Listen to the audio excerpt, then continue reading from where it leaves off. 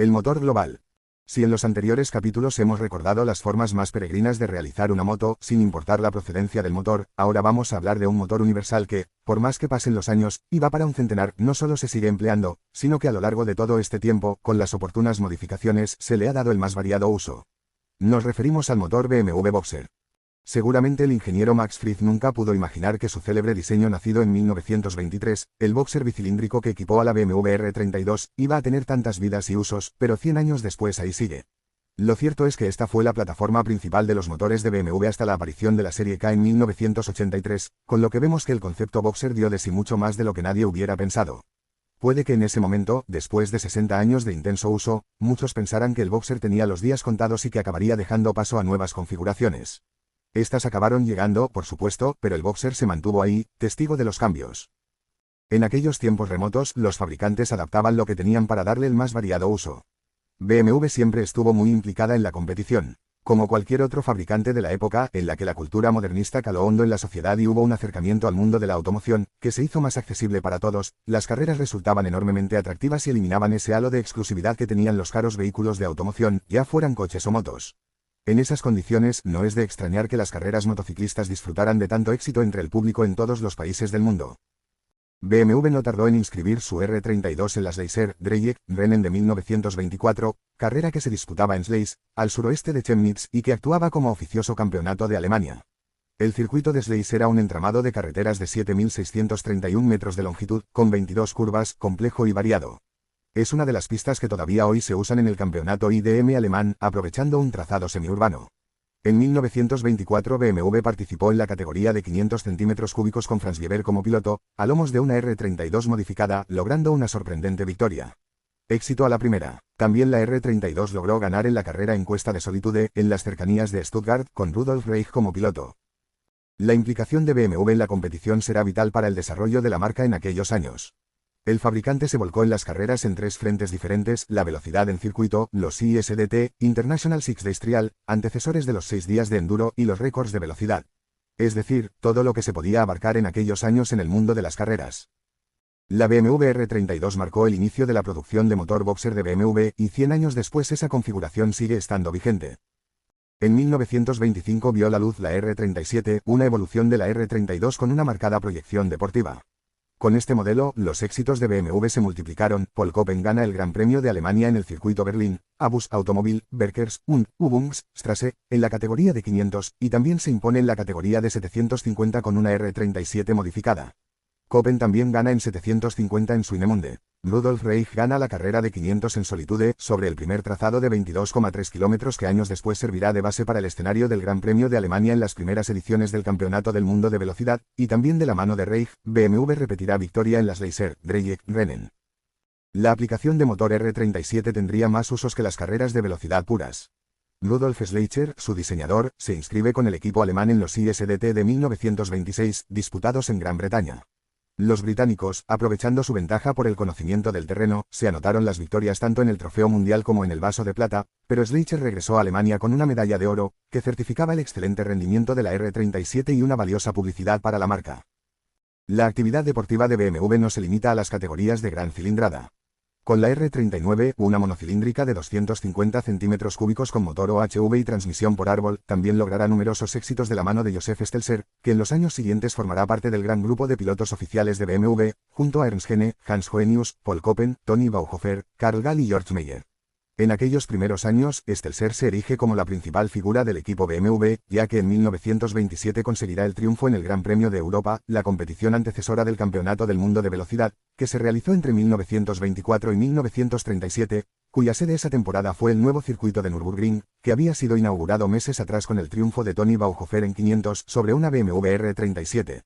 Cuando el Gran Premio de Europa llegó al Eifelrennen de Nürburgring, Stelzer se anotará la victoria en 750, secundado por Paul Koppen, con sendas R37 modificadas, que servirían de base para el futuro modelo R62. Este será el primer título oficial en la historia de la marca. La diversificación de BMW en la competición se pone de manifiesto. La marca está presente en las principales competiciones alemanas, en las categorías de 500 a 1000 centímetros cúbicos.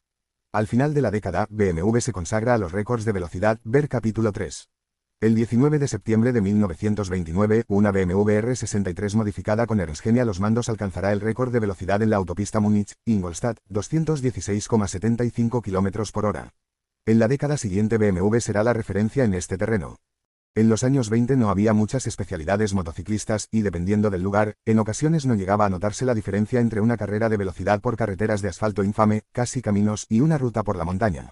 Aunque, como las meigas, a verlas haylas. Así que, a la hora de preparar una moto para un recorrido por campo, no existían muchas diferencias. Básicamente era la misma moto dotada, si acaso, de neumáticos específicos para la tierra, en el mejor de los casos. Por tanto, no debe extrañar que, a la hora de plantearse BMW su participación en los ISDT, los míticos 6 días, donde la marca participó por primera vez en 1927, se utilizara el motor Boxer. El fabricante alemán disponía de otras motorizaciones más básicas con motores monocilíndricos como las R24 y sus sucesivas evoluciones hasta la R27, pero eran motores pequeños, 247 centímetros cúbicos, y otros muy básicos producidos a partir de 1948, cumpliendo las limitaciones a la producción de la industria alemana dictadas por los aliados tras la Segunda Guerra Mundial. Pero como lo que se necesitaba para abrirse paso en los exigentes caminos de los ISDT, disputados en Harrogate, Reino Unido, era potencia para salir de los fangosos terrenos y los bosques repletos de endemoniados recovecos, las motos más pequeñas y manejables se quedaban cortas de respuesta.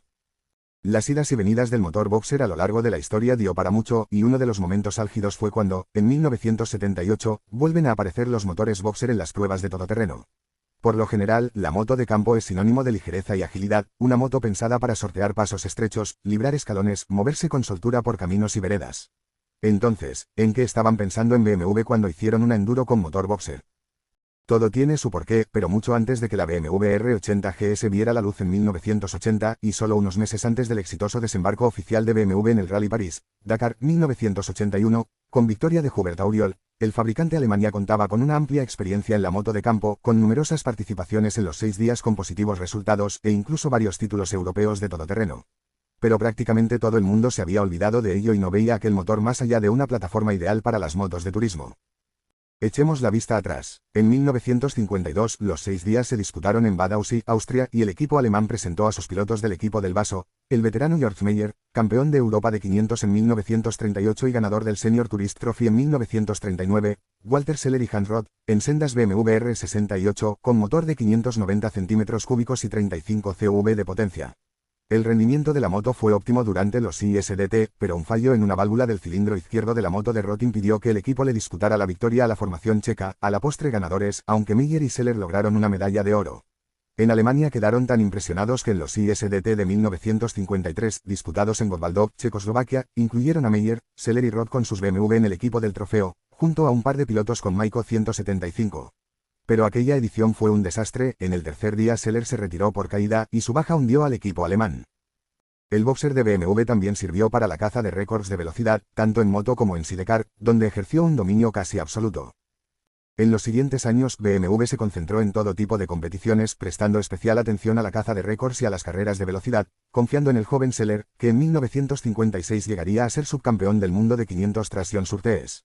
Eran días en los que algunos pilotos destacaban por su versatilidad, como el propio Seller, Sammy Miller, o Florian Kamatias, uno de los mejores pilotos de sidecars en los grandes premios, que antes fue un habitual en los 6 días, precisamente con BMW. Lo cierto es que en 1955 Alemania ganó los ISDT, que se volvieron a disputar en Gottwaldau, Checoslovaquia, con lo que la edición de 1956 tuvo lugar en Garmisch-Partenkirchen a cargo de la Federación Alemana. Aunque BMW había abandonado parcialmente su implicación en los ISDT para volcarse en la velocidad, el regreso de los 6 días a Alemania, su última visita fue en 1936, y resultó de lo más ignominiosa para el Tres Reich, cuyos pilotos fueron humillados por el equipo británico en su propio terreno, reactivó el departamento de competición de BMW, que anunció la preparación de 3 modelos especiales para la ocasión. Se trataba de una 250 monocilíndrica, una 500 Boxer y un sidecar Boxer con motor de 600 centímetros cúbicos y empleando tanto carburadores como inyección. Pero finalmente no se incluyó ninguna BMW en el equipo alemán, y los resultados de las BMW tampoco resultaron espectaculares. La victoria de Alemania en los ISDT de 1957, sin presencia alguna de BMW, devolvió la organización de la carrera a la Federación Alemana en 1958, pero el interés de BMW por los 6 días había disminuido y solo participaron 3 pilotos, Hartner, Meyer y Roth con sendas R50S modificadas sin apoyo oficial que, no obstante, obtuvieron medalla de oro en la carrera. Aunque la atención de BMW se centró en las especialidades de asfalto, durante los años 60 el trabajo especializado en motos derivadas de sus modelos de carretera permitió la presencia continuada con relativo éxito de algunos pilotos de la marca en los 6 días. El más destacado de todos fue, sin duda, Sebastian Nachmann, que sin ningún tipo de complejo se manejaba con soltura sobre su mastodóntica BMW R60, con motor de 594 centímetros cúbicos. En los ISDT de 1961, disputados en Gales, Nachmann formó parte del equipo alemán del trofeo que se anotó la victoria. En 1968 arrancará el Campeonato de Europa de Todoterreno, germen del futuro mundial de enduro, que se pondrá en marcha en 1990. Durante el europeo y en especial en los primeros años 70, la transformación de la especialidad, que abandona los caminos para abordar terrenos más angostos y complicados, con pruebas especiales en las que la agilidad y la ligereza de las motos se hacían más que necesarias, va dejando en segundo plano a las motos más grandes y potentes en favor de las más manejables. Por ejemplo, en los ISDT de Seltwerk, Austria, en 1976, Alemania se impone en el trofeo por segunda vez consecutiva con Weber, Neumann, Wolf-Gruber, Witthoff, Hau y Grise, todos con Zundab de pequeña cilindrada, 300, 225 y 175 centímetros cúbicos. En ese periodo ya no se veían BMW Boxer en los parques cerrados de las carreras. Llegó un momento en que el Campeonato de Europa se había especializado de tal manera que prácticamente había una categoría para cada tipo de moto, 50, 751001251 75250350500 y superiores a 500 centímetros cúbicos.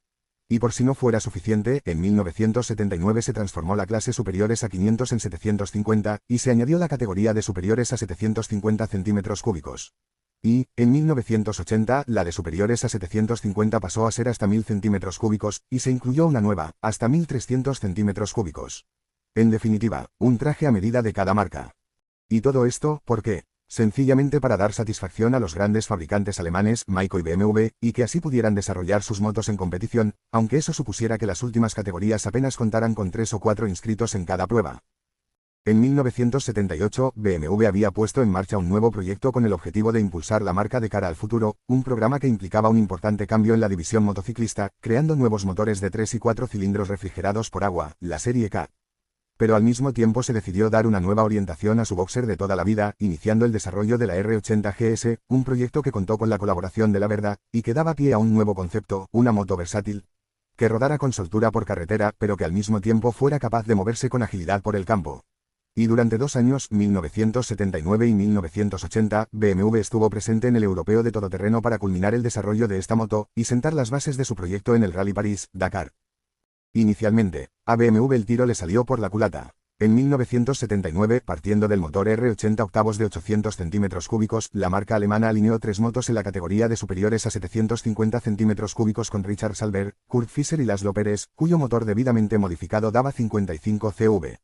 Pero fue Bert Haas y su Maico GS 760, el motor monocilíndrico, 2 tiempos más grande de todos los tiempos, el que terminó anotándose el título, por delante de las 3 BMW. Pero en los 6 días, Fritz Wichel se anotaba el triunfo en la categoría de superiores a 750 centímetros cúbicos con su BMW prototipo. ¿Quién pudo imaginar semejante mastodonte compitiendo en el Campeonato de Europa de Enduro y en los 6 días? En 1980, BMW redoblaba esfuerzos mientras preparaba el lanzamiento de la R80 GS para mediados de ese año. Y desde luego que no pudo ser más afortunado su lanzamiento, porque se vio acompañado del éxito deportivo. En hasta 1000 centímetros cúbicos, Rolf Witthoff se impuso a las Maico de Haas y Russell, mientras que en la clase hasta 1300 centímetros cúbicos, Herbert Seck, con su BMW especial con motor boxer de 1040 centímetros cúbicos.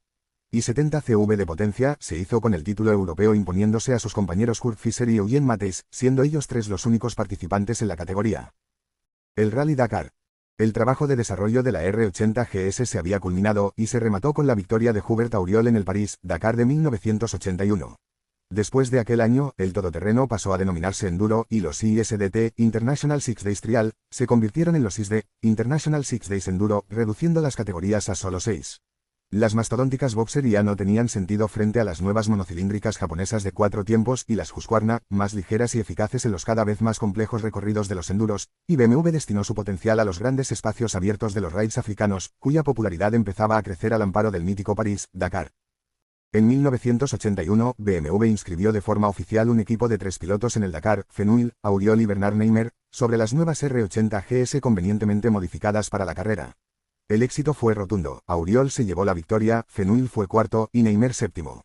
En 1982 BMW se presenta como el gran favorito, Auriol, Fenouil lo hizo, pero a pesar de que Auriol llegó a liderar la carrera, El equipo decide retirar en la séptima etapa las dos únicas motos que quedaban por motivos de seguridad, tras sucesivas averías en la caja de cambios. Aquello hizo redoblar esfuerzos, presentando en 1983 una formación aún más potente, sumando al trío Auriol, Fenouil, Loiseau al ex campeón del mundo de motocross Gaston Rayer. El dominio del experimentado Auriol le puso al mando de la carrera durante las complicadas etapas de Argelia y Níger y le encaminó hacia su segundo triunfo en el Dakar. El éxito de BMW en la carrera africana se prolongaría durante 2 años más con la victoria de Rayer en 1984, secundado por Auriol y con Loiseau quinto, y 1985, año en que el piloto belga fue el único superviviente de la estructura y soportó la acometida de los equipos oficiales de Honda, Yamaha, Suzuki y Cagiva. La BMW Boxer se había convertido en la reina del desierto. BMW mantuvo su equipo oficial en el Rally Dakar hasta 1987, año en que Rayer logró una positiva tercera posición. Para entonces el concepto trail estaba más que desarrollado y la GS de BMW se había convertido en la referencia de la clase. Durante esos años habían pasado más cosas en torno a la marca alemana, y no todas giraban alrededor del motor Boxer. El nuevo motor de 4 cilindros refrigerado por agua y dotado de inyección electrónica alumbraba una nueva generación de motos, la serie K. Aquel motor de 938 centímetros cúbicos y una potencia de 90 CV ofrecía un importante potencial, aunque fue raro verlo en competición, y más aún en el off-road. Así que muchos dieron por enterrado al motor Boxer más allá de la cinta negra del asfalto.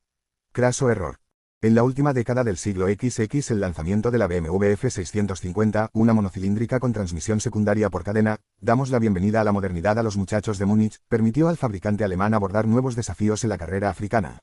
El motor F650 también servirá de plataforma en la categoría de monocilíndricas de velocidad, que disfrutó de cierta pujanza a lo largo de los años 90 con la puesta en marcha de la European Supermono Cup. El monocilíndrico de BMW se convertirá en la motorización más exitosa y común, logrando repetidamente el título. En el Rally Dakar de 1998, BMW presenta un equipo de 4 pilotos bajo la estructura del Team Salver, Eddie Orioli, Oscar Gallardo, Andrea Meyer y Jim Brucy. El resultado de esa primera tentativa con las F650 no es todo lo positivo que cabía esperar. De los 4 pilotos, el único que remojará sus pies en las aguas del Atlántico será Brucy, que logra llegar a la meta de Dakar en posiciones muy retrasadas. En la siguiente edición de la carrera, BMW toma las riendas de la formación, que pasa a denominarse BMW Motorrad Team Enduro. Mantiene una estructura de 4 miembros, junto a su nuevo piloto Richard Sainzet repetirán Gallardo, Brucy y Meyer. El buen nivel de la ahora denominada F650R se pone de manifiesto enseguida, primero con el liderato de Gallardo, y después con Sainzet imponiéndose en la meta de Dakar para hacerse con el triunfo, el quinto de BMW en la carrera africana, iniciando una nueva etapa. Los éxitos de la F650R no se limitarán al Dakar. Meses después, Sainzet gana también el Rally de Túnez. BMW se plantea recuperar la esencia de siempre pero con un nuevo impulso, proyectando unos planes aún más ambiciosos para la nueva década. Con la entrada en el siglo XXI, el fabricante tuvo la audacia de aunar la modernidad con su esencia más clásica. Con la firme determinación de defender la victoria conseguida en el Rally Dakar en 1999, BMW Motorrad llevó a África su equipo más potente y numeroso, formado por un total de 6 pilotos. Repetirá formación a lomos de la F650R, Richard Sainzet, Oscar Gallardo, Jim Brucy y Andrea Meyer, a los que se sumarán 2 más, Jimmy Lewis y John Deacon, sobre las poderosas Boxer R900R, desarrolladas sobre la base de la R1100GS, que regresaban al desierto contra todo pronóstico, con todo el poderío de sus 90 CV de potencia, capaz de ponerse sobre la arena del desierto a más de 200 km por hora. Ese año, BMW arrolló a la competencia. Su capacidad y su resolución fueron tan grandes que coparon las 4 primeras posiciones, con Sainzet de nuevo anotándose la victoria por delante de Gallardo y del estadounidense Lewis. 13 años después, BMW volvía a colocar una Boxer en el podio del Dakar. Además, Brucy fue cuarto. De cara a 2001 cambió la orientación del equipo, pero se mantuvo un despliegue monumental. En esta ocasión fueron 5 los pilotos de la formación, que sufrió importantes cambios. Se mantuvieron sobre las Boxer F900R Lewis y Deacon, y a ellos se sumaron Nani Roma y Cyril Desprez, mientras que Andrea Meyer continuó en la estructura llevando la única monocilíndrica F650R. Y fueron precisamente las grandes y mastodónticas Boxer las que obtuvieron los mejores resultados para la marca, Deacon sexto y Lewis séptimo, Desprez decimotercero. El proyecto llegó a su fin tras esta edición. Sin embargo, BMW no abandonaría la producción del Boxer, pero este motor tan versátil y flexible no volvió a verse en competición fuera del asfalto, el escenario donde Max Fried pensó que siempre se movería.